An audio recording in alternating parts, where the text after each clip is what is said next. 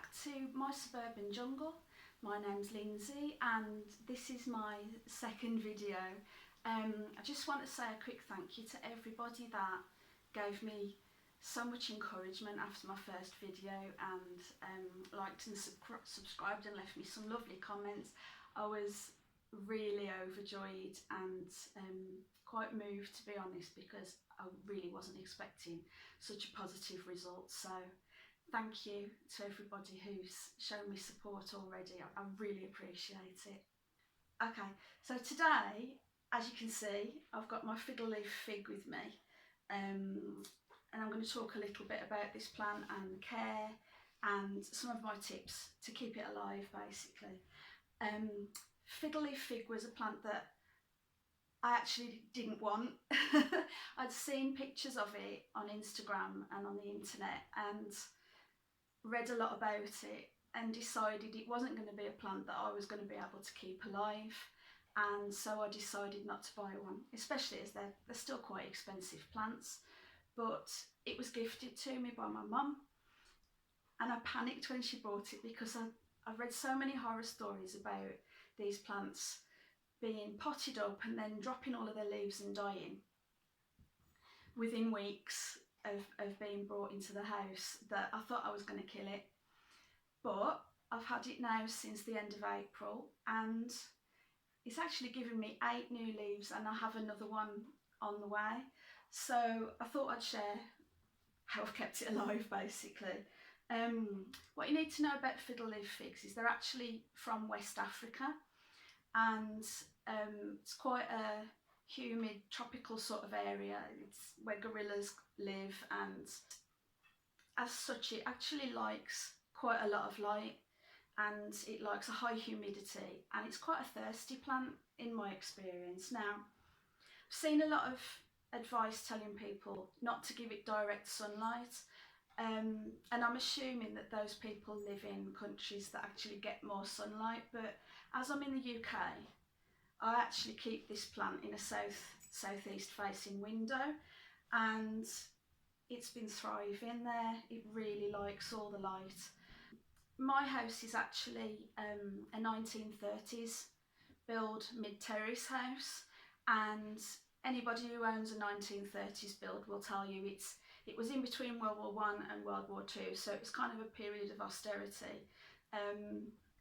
They were built very cheaply, and damp and condensation is an issue in these types of houses because they're single skin brick, they're not insulated, double glazing is not something that came with them as standard, and we experience a lot of problems with condensation and damp and that kind of thing, which is actually perfect for my tropical plants.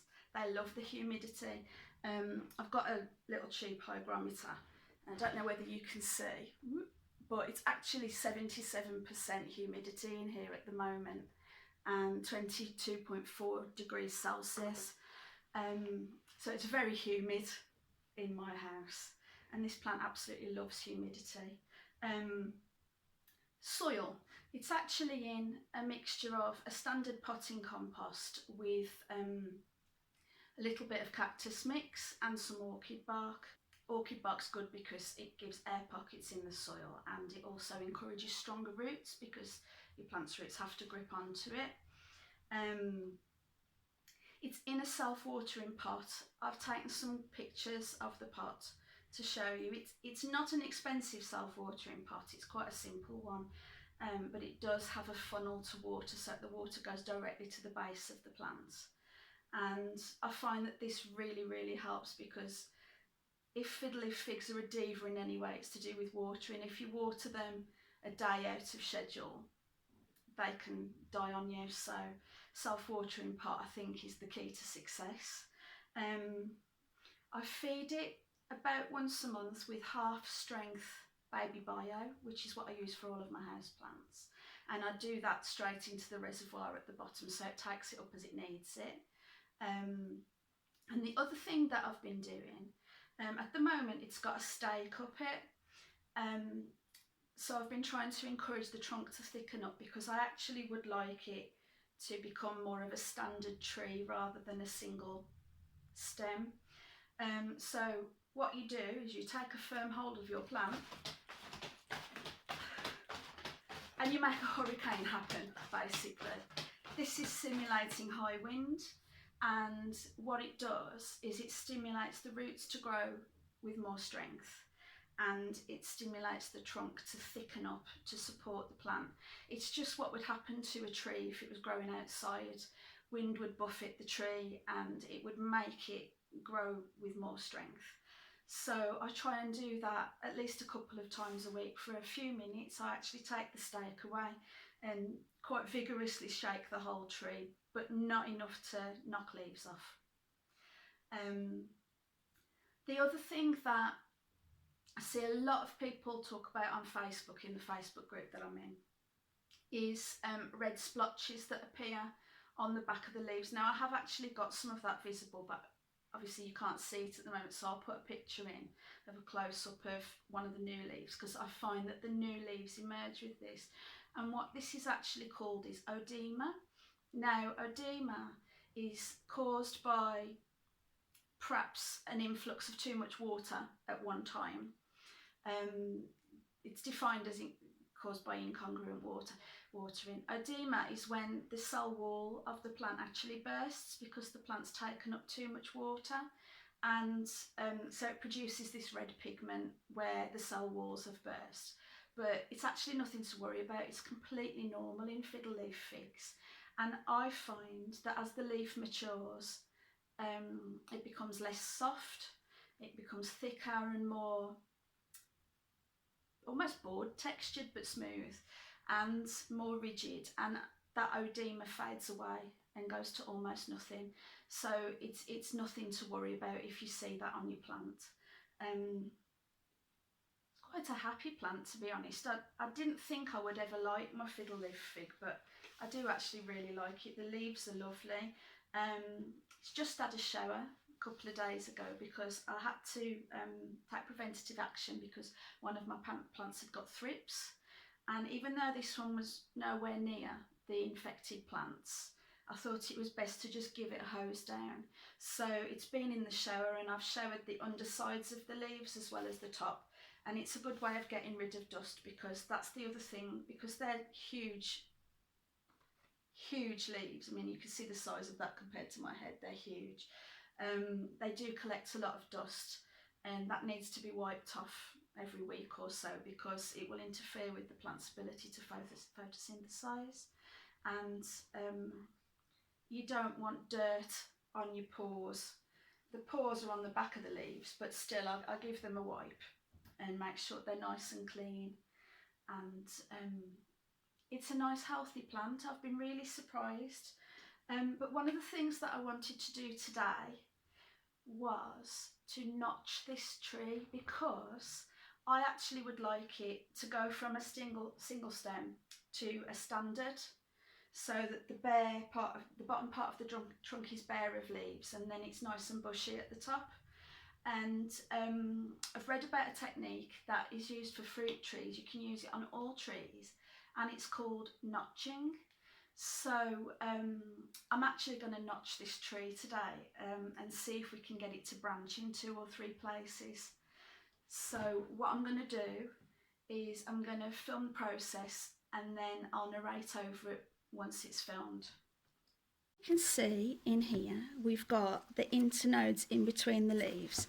Now, from what I've read, when you notch a tree, you need to be in an internode. So the node is where the leaves come out, in these 2 places, and you want to be in here. So don't ask me where I got scalpels from, but I've actually got a sharp scalpel, and what I'm going to do is I'm going to make a cut into there until sap comes out. Can you see the sap coming out?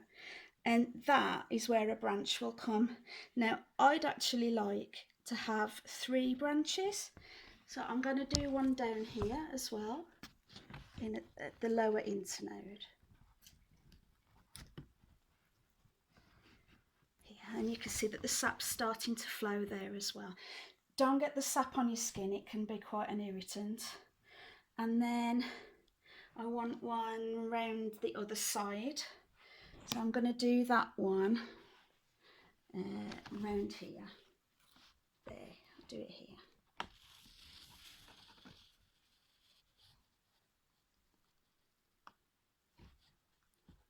There we go. Sap's starting to flow. Now, from what I've read, it should take a little while for that to work, but hopefully in a couple of months' time we'll start to see some new growth coming. Okay, so we've just notched the fiddle leaf fig. Big thanks goes out to my husband for that footage. He's sorry if it's a bit shaky, he's not used to being a cameraman. So yeah, so I'll keep you posted. Obviously, once it starts to branch, what I will do is remove the lower leaves so that it's a standard tree rather than, you know, just a single stem. But it's exciting to see how that goes on, so I will keep you posted. I'm trying to think if there's anything else that I need to tell you about a fiddle leaf fig. Do feel free to ask in the comments below if you've got any questions, because I'm really surprised that I've managed to keep this plant alive. I think I've just got lucky. But you know, if there's anything you want to ask in the comments, I'm happy to answer. So please don't hesitate. Before I go, I just wanted to share one little surprise with you that I had this morning. Now, I'm sure a lot of you have heard about the scam involving these little Hoya kerrii leaves that are just sold for Valentine's Day or for Mother's Day, and that's, you know, you're never going to get a full plant from these. It is a bit of a scam, a bit of a money grab for people. Hoyas are actually vining plants naturally, and the only way they grow from a cutting is if you've actually got a bit of the internode, the bit of the stem of the plant. Well, this had 2 leaves in it when I bought it. It was a double heart, and the one at the back actually died, but this one stayed alive. And now this morning I discovered this. Look at that. It's got a leaf. And when I lifted it out of the pot, look at that. I actually must have had a little bit of stem on that leaf. So I've won the lottery this morning. Unfortunately, this is incredibly rare. It doesn't happen. Normally the leaves that are planted just die off. But I'm really happy, and I thought I'd share that with you.